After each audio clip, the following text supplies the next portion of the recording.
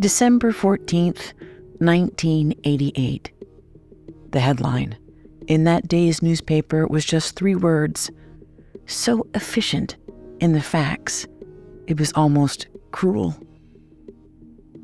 But the newspaper hadn't meant to be cruel. The headline was just brutally accurate. It read, "Body on Rocks."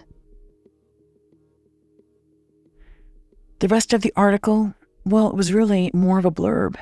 It was as concise. The essential who, where, when laid out in just a few sentences in a small local newspaper. The who. It was a 27-year-old young man named Scott Russell Johnson. The where. Well, he was found along the rocks of a beach just outside of Sydney, Australia. The when. It was Saturday, December 10th, 1988.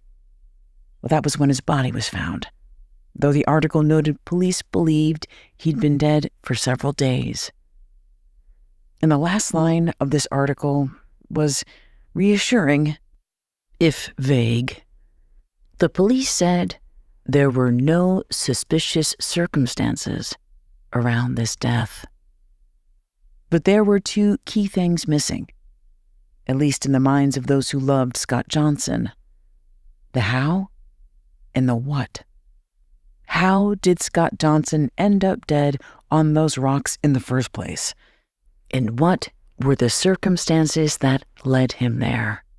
To Scott's brother, Steve, the circumstances were more than suspicious.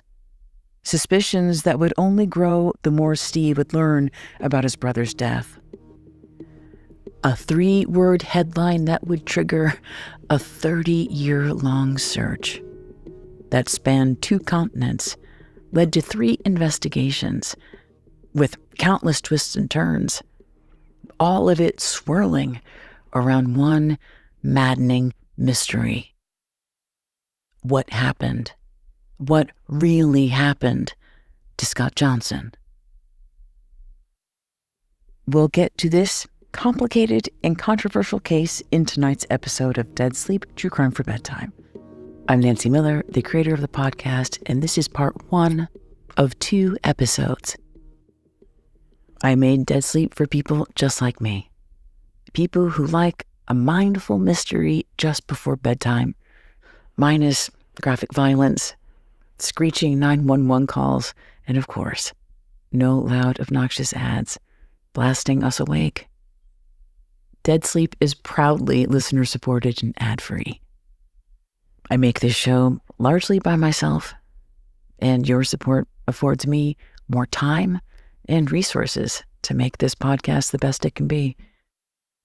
So if you would like to be part of this thing and join a small group of lovely and generous people, many of whom I now know by name, you can become a paid subscriber for about $5 a month via Spotify, Patreon, and Apple Podcasts.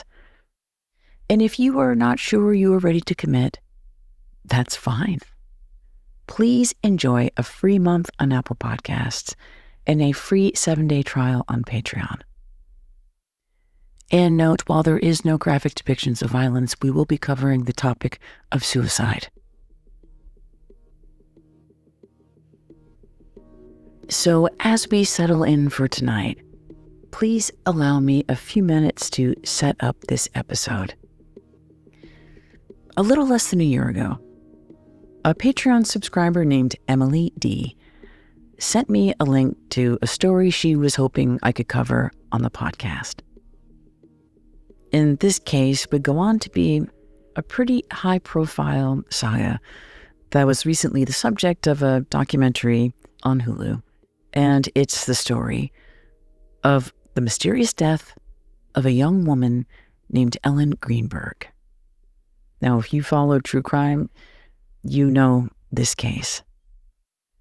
Ellen was found dead by her fiancé in their shared apartment all the way back in 2011. Now, there's a lot to the story, but the gist was this. While on the scene the day Ellen died, authorities determined Ellen Greenberg's cause of death was suicide. Without going into too many details, the most important piece of evidence was this. When she was found by her fiancé, Ellen had a very large kitchen knife lodged into the center of her chest. At that time, suicide appeared to be the cause of death because Ellen was alone. There was no sign of a break-in, no defensive wounds on her hands or body, and no signs of a struggle. What's more, her fiancé told police he'd had to break down the door to get in. As he said, Ellen intentionally locked the door from the inside.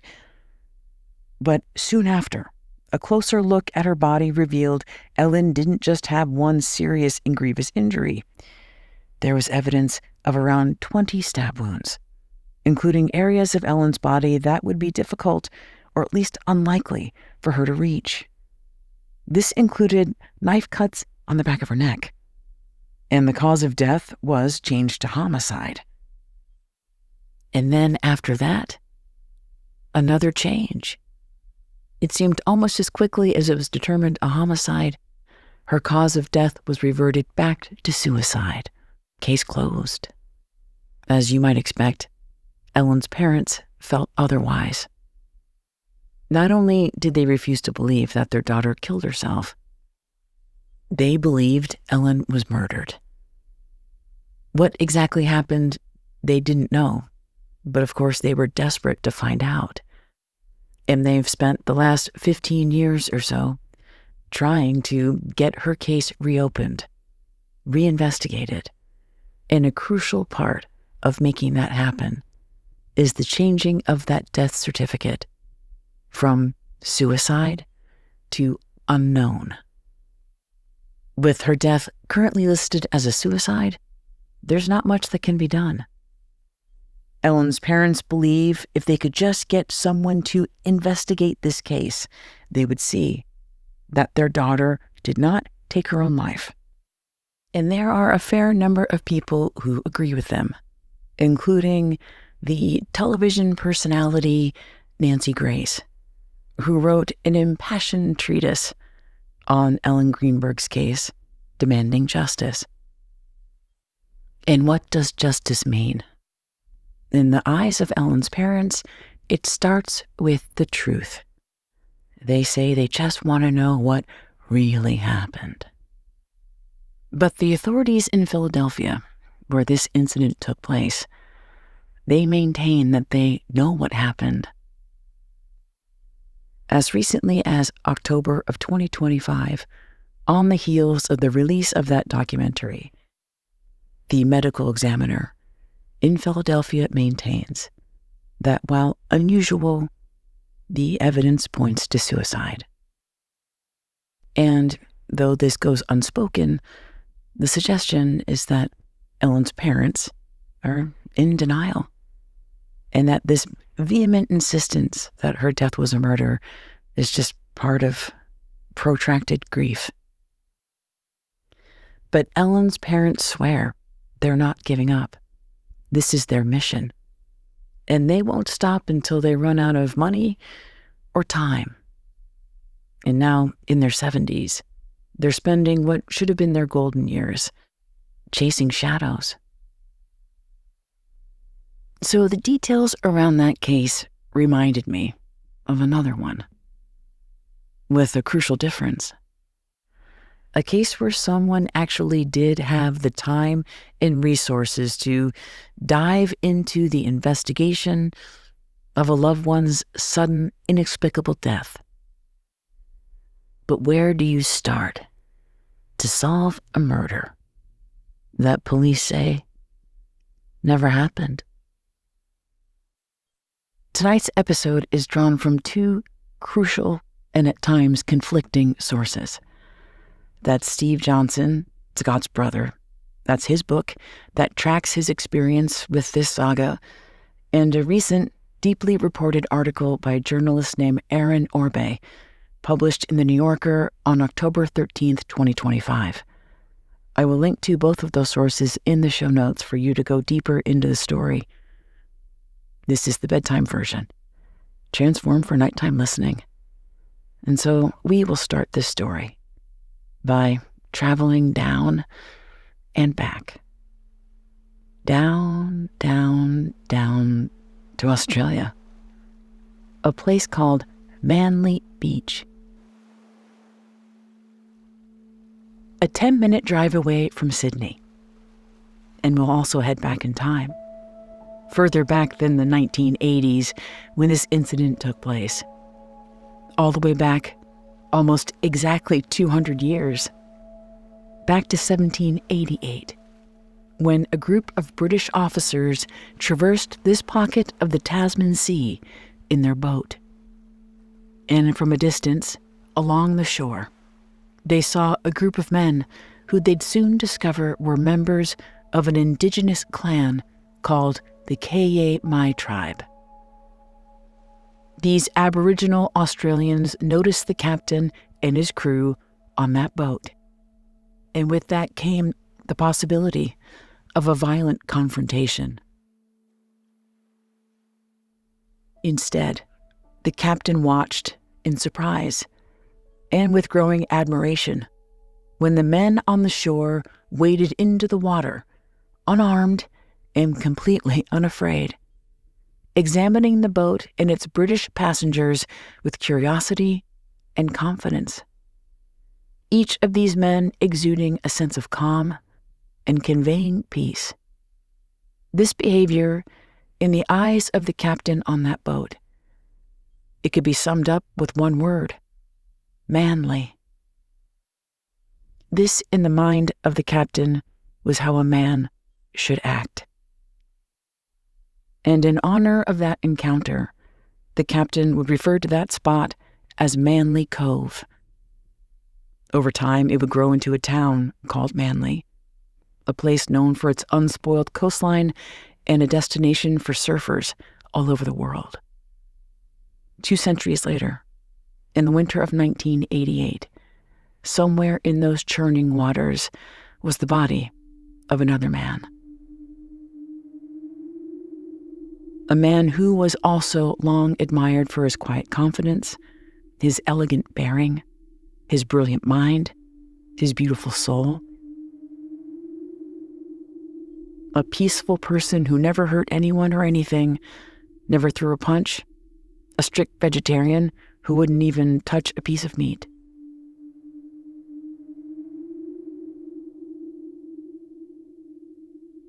It was a father, his 13-year-old son, and another friend who'd ventured out that morning. It was winter in Australia, which meant the weather was warm and humid, though the men were clad in wetsuits, with plans to spearfish along the coast of the Tasman Sea. It was the boy who first saw the figure along a pile of rocks, not too far from the shore. At first they thought it was an animal, but as they drew closer, they took in what they saw. It was a man. Though his body was in rough condition, they could see he was young. He was white, tall, muscular, and strangely, he was completely naked. Maybe his clothes came off in the water. They didn't know, but they were quite sure he didn't end up on those rocks from a nearby boat or a solo skinny dip.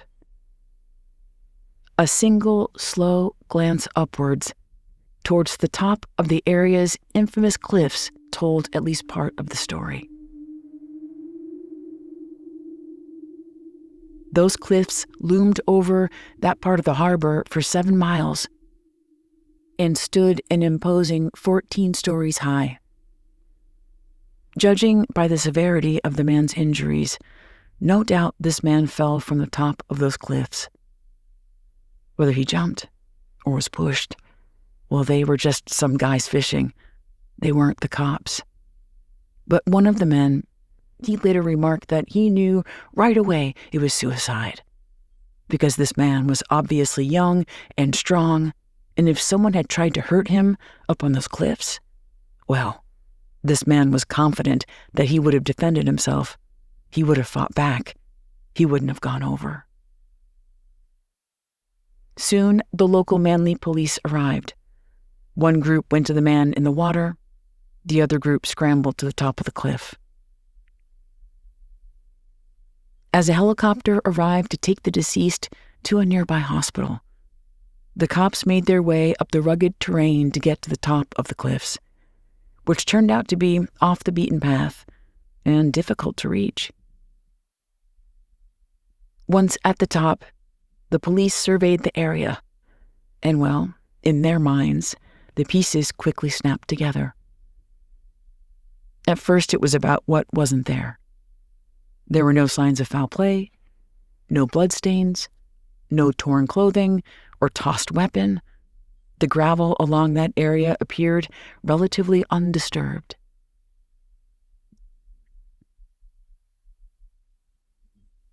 So then it was about what was there. About 10 meters, say 30 long steps to the edge of the cliff, lay a pile of men's clothes, a pair of blue pants, an off-white long-sleeve shirt, green underwear, and a pair of white Adidas sneakers. All of the items neatly folded in a little pile. With the help of one of the spearfishers who originally found the body, the team of police searched the area for what they hoped was the final clue to clinch this thing: a suicide note. But an in-depth search around the area didn't yield any such note.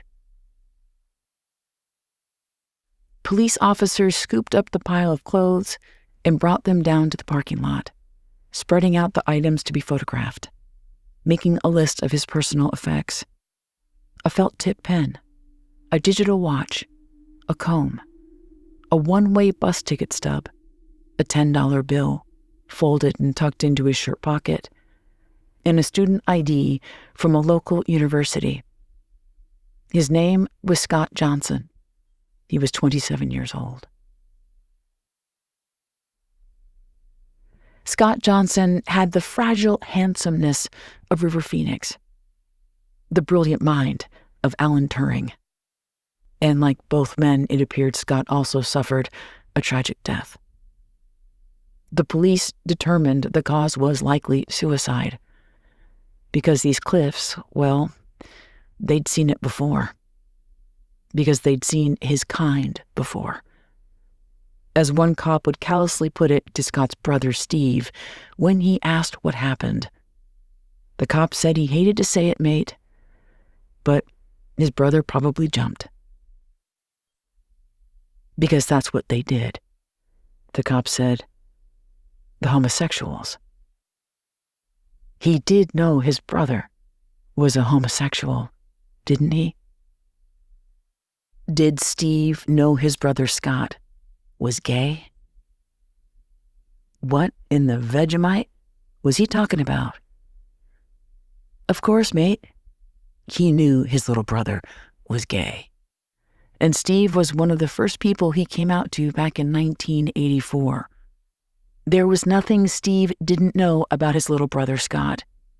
Well, except for this one stupefying mystery: how his brother really died. Because it could not have been suicide. The most glaringly obvious reason?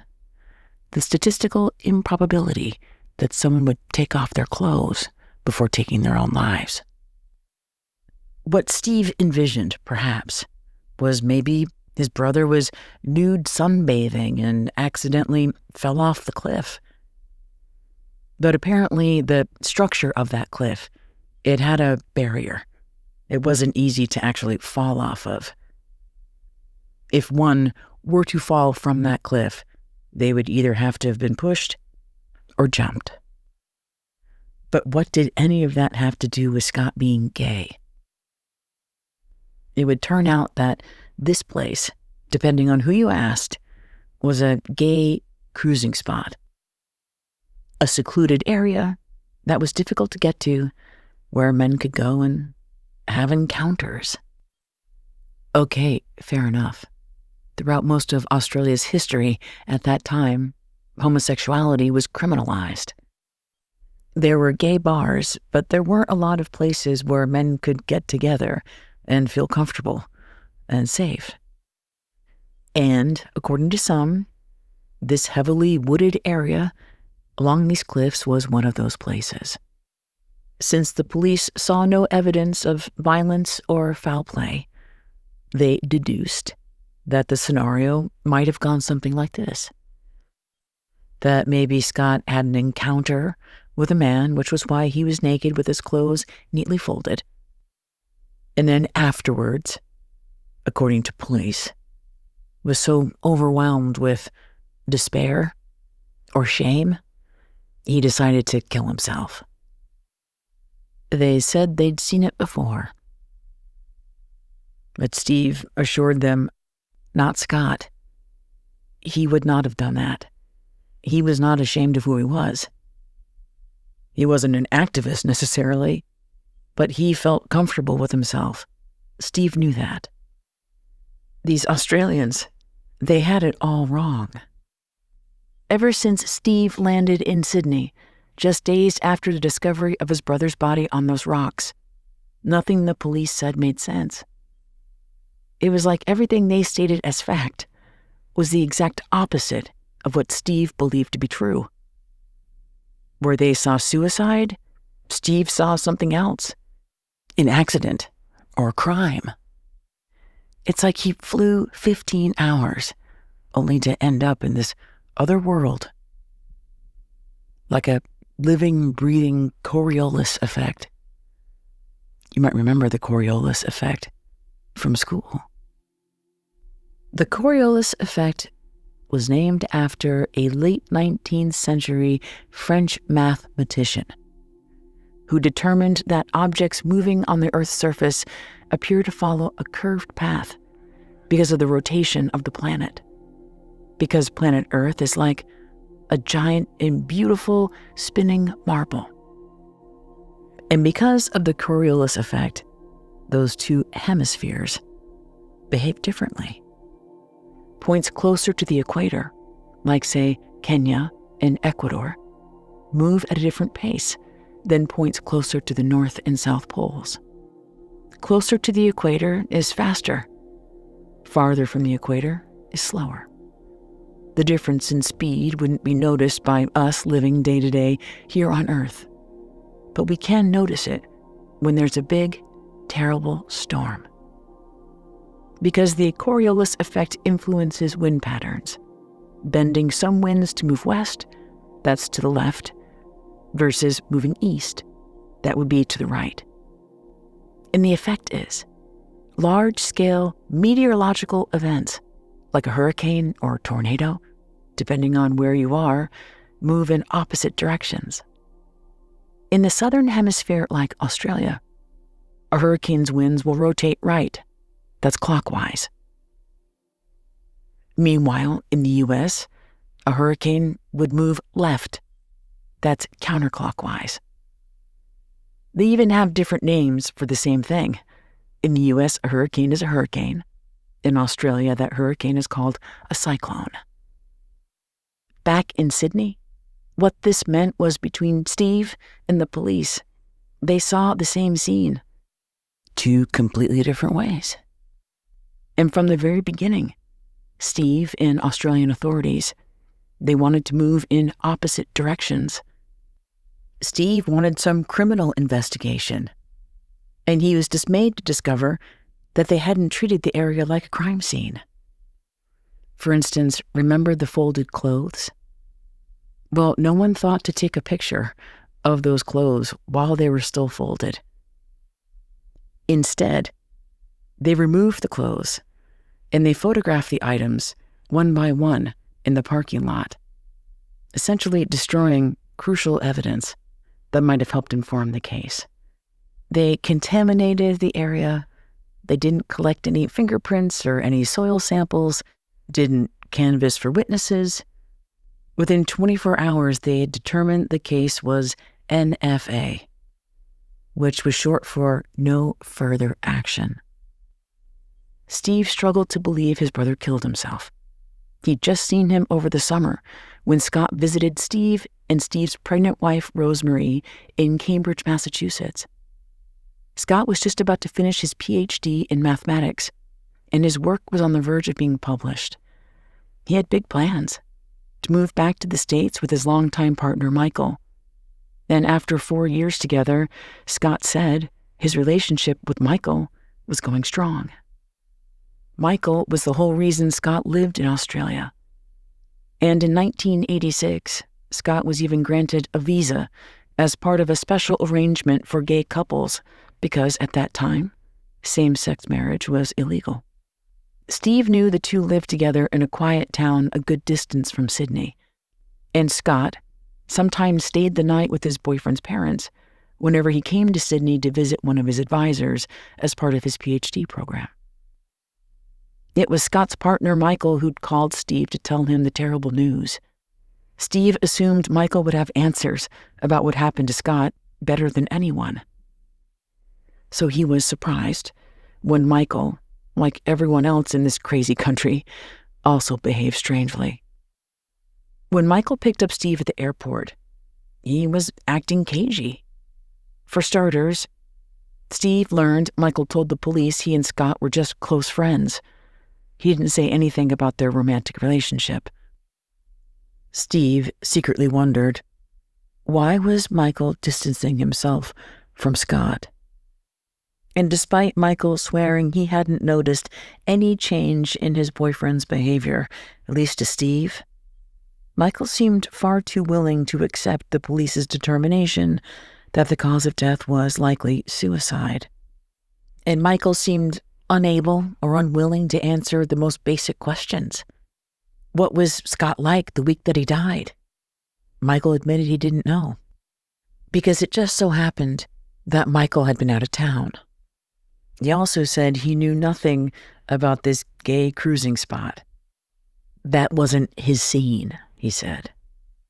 And maybe Scott and Michael had the kind of relationship that they were allowed to be with other people. He seemed strikingly unperturbed that Scott was meeting men in the woods. Steve never said this to Scott, but ever since he and Michael got together, Steve had mixed feelings about the relationship. Steve had only met Michael in person once before, when Michael and Scott came to visit Rosemary and Steve in Boston, Massachusetts. Michael was 5 years older than Scott, and he struck Steve as uptight, meticulous, hypercritical, persnickety. He wasn't fun or goofy like Scott was. And Steve remembered there was tension. And initially, Steve disapproved of Scott dropping everything to be with Michael in Australia. But as far as he knew, the two had a good relationship, and there were plans to move back to Boston. And Steve was eager for his brother to move closer. He and his wife, Rosemary, were expecting their first daughter, and he couldn't wait for him to be a cool uncle. Steve and Scott had also made big plans about going into business together, combining their talents, mathematics and computers, to build new software in an emerging tech industry. The more time Steve spent in Australia, the less he believed Scott took his own life. The last known person who spoke with Scott was one of his advisors in his PhD program, who remembered speaking with him on the phone at 10 o'clock on Thursday morning. And according to this professor, Scott was excited. He just completed some complicated mathematical proof. It was a big deal, and he wanted to celebrate. And according to this professor, Scott seemed happy, and they scheduled a subsequent appointment for the following week. Where Scott went after that, he didn't know. So authorities estimated that whatever happened to Scott happened sometime after 10 a.m. on Thursday until he was discovered Saturday morning. But judging by the condition of his body, it would make sense that something happened on the earlier side, like Thursday night. So maybe that Thursday he went up to that cliff, maybe to have some fun. And maybe while there he ran into trouble. An encounter that went wrong. But again, the police insisted there was no evidence of any crime happening at that spot on the cliffs. What police didn't say was they determined it was suicide within 24 hours. And if that ruling changed, the authorities would be in a bad situation, considering that they collected virtually no evidence that would support a criminal case. As for Steve, he would stay for his little brother's funeral, and Michael and Steve agreed that Scott would have wanted to be cremated, and the two, that's the brother and the boyfriend, would divide his ashes in half. Scott keeping one half of the cremated remains, Michael keeping the other half. And the division of those remains, well, they were the last things that the two would ever amicably share, because things were about to get ugly. Steve could not get it out of his mind that Michael was behaving suspiciously. He seemed almost inert in really digging into what happened to his own boyfriend. And it seemed like any question Steve had, Michael failed to answer. He sensed he was being deceptive. And at a certain point, he couldn't take it anymore. Until finally his suspicions got the better of him, and he blurted out, what the hell was Michael hiding? And in Steve's own memoir, he files this under, hey, just asking. What Michael heard was an accusation. And after tolerating what he found to be Steve's obnoxious behavior, he decided to let him know what he was really hiding. He was hiding the truth that Steve and Scott didn't have the relationship that Steve seemed to think they had. He, in truth, didn't know everything about his little brother. Michael revealed that Scott actually had attempted suicide before. Years earlier, Michael remembered getting a phone call from Scott. At the time, Scott was in the Bay Area, and he called to say that he was about to jump off the Golden Gate Bridge. And Michael begged him to explain what could possibly have gone wrong that he'd want to kill himself. And Scott revealed that he'd had a one-night stand with a guy in San Francisco, that he hadn't used protection, and he was so anxious that he had contracted AIDS that he said he didn't want to live anymore. He was very young, he was very scared, and at that time, AIDS was seen as a death sentence. Michael told Steve that Scott was nearly inconsolable, but somehow, at least according to Michael, he'd managed to convey to Scott that it was going to be okay, that they were going to get through it together. And ultimately, Scott was fine. And sure, that was a few years ago, and he hadn't noticed anything since. But when police asked Michael if Scott had ever contemplated suicide, what was he going to do, lie? He told them the truth. Yes, he had. And there were a few other things that Michael wanted to get off his chest, in case he was wondering. The reason why Michael said they were just close friends, that was code. Because Michael did not want their relationship to be an obstacle in this investigation. In case Steve hadn't noticed, homophobia was rampant in the police department.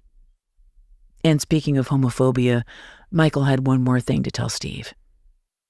In so many words, he told Steve that if he's pointing fingers, he should point one at himself. Michael said, despite what Steve thought, Scott, his little brother, did not feel accepted or embraced. He felt judged. Scott and Michael knew for a fact that when they came to visit, Michael and Scott stayed at a hotel because Steve's wife, Rosemarie, let them know that she didn't want any of that in her house. Scott was deeply hurt, but he didn't say anything because his brother's approval meant so much. Scott resisted confronting Steve, fearing his brother's rejection. But what it all added up to was Scott thinking he wasn't good enough. Steve rejected every single thing Michael said as a lie. This Golden Gate Bridge suicidal scenario completely implausible. Scott would not have felt that way. And if he had, he would have called Steve. It was like something out of a bad movie. No, that wasn't his brother. What's more, the sheer audacity of Michael trying to pin Scott's suicide on Steve? Please. Steve knew Michael was lying. So where things were left was Steve essentially accusing Michael of being involved in his brother's murder, and Michael accusing Steve of being a crucial reason why Scott took his own life. And in the end, it was Michael's mother who asked Steve to leave. And Steve said, fine. He couldn't wait to leave. But there was one last thing he needed to do before he headed back to Massachusetts. Steve followed in his brother's final steps. In Scott's pocket was a one-way bus ticket, which Steve also purchased. He then boarded a ferry, like Scott would have, to reach the rather remote area of Manly. It was undoubtedly a destination. You didn't just wander there. And Steve, too, he had a purpose in Manly. He planned to go to the police department. He asked to see the officer who was handling Scott's case. And he wanted this police officer to understand that his brother did not kill himself. And Steve had a strong suspicion that Michael was involved. And Steve let it rip. From believing that Michael was lying about this whole suicide story in San Francisco. From Michael's strange and cagey behavior, to Michael not letting Steve have access to Scott's computer, to other inconsistencies he noticed in Michael's story about his whereabouts and about his communication with Scott. And with that mic drop in Manly, he went back to Boston, determined that he would not rest until this thing was solved. And in a way that would prove true. Steve would not rest. He would actually spend the next several years building his own computer software business. And by the late 1990s, Steve was a multimillionaire. So Steve had it all. He was rich. He had a family. He had 3 healthy children. If his kids asked about Uncle Scott, he would say, he fell, it was an accident, no one really knew. He never said the word suicide. Steve, like a lot of people who have lost someone suddenly, mysteriously, he replayed various scenarios in a grim game of choose your own adventure. Steve was willing to accept there were things about his brother he didn't know, but there was no way he would have left without saying goodbye. They were each other's only real family. They had an older sister they saw now and then, but the relationship with their parents, it was fraught. Their parents had married young. His father was in his early 20s, and his mother was just 17. And they divorced soon enough, leaving their mother to fend for herself. Their father was indifferent. Later, the boys would have a stepfather who had strong ideas about what a man should be. And that stepfather didn't tolerate weakness. And in young Scott, he saw his sweet and shy nature as a weakness, so was intelligence and curiosity and kindness. So the boys relied on each other their whole lives. And ever since they were kids sharing a bunk bed, Steve looked out for his little brother. And so, as the years passed, Steve chose to believe his brother had an accident. He was sunbathing, enjoying himself up until the last minute, lost his footing, and tumbled. His final moments were happy ones. So Micah was lying. The Australian police were clueless because if not, it would mean Steve failed. That he'd spent nearly all of his 29 years trying to protect Scott from everybody in the world. But in the end, he failed to protect Scott from himself. It was too much to bear.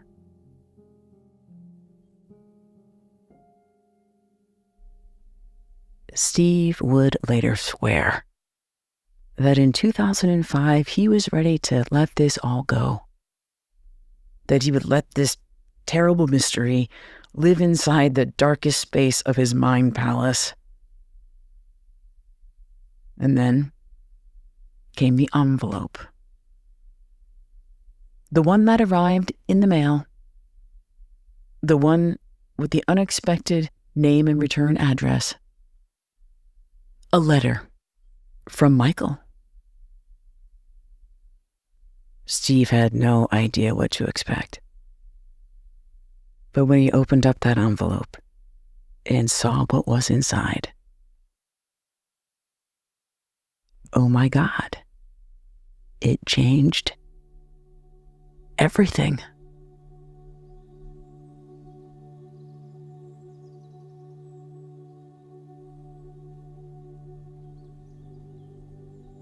Thank you for listening to part 1 of this 2-part saga. I'll be back in a couple of days, actually, to drop the second half.